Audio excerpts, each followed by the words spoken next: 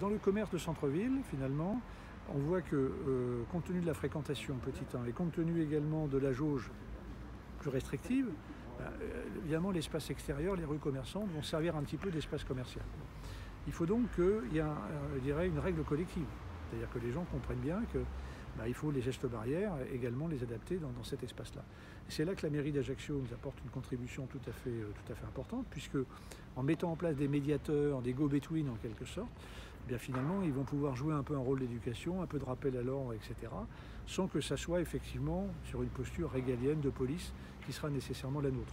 Donc il faut pouvoir accompagner ce mouvement. Si on ne réussit pas cette phase de déconfinement, si c'est trop l'anarchie, si c'est trop d'encombrement, si on a dans certains commerces, notamment de périphérie spécialisés, finalement trop plein de personnes et quelque chose que les gens n'arrivent pas à gérer, forcément ça ne collera pas.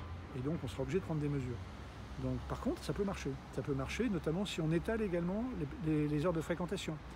Donc je sais que les commerçants vont faire leurs efforts et la mairie pour augmenter les plages horaires d'ouverture. On va regarder, ils nous ont posé la question d'ouverture le dimanche. Moi j'y suis assez favorable, je vais regarder juridiquement parce que c'est quand même le droit du travail.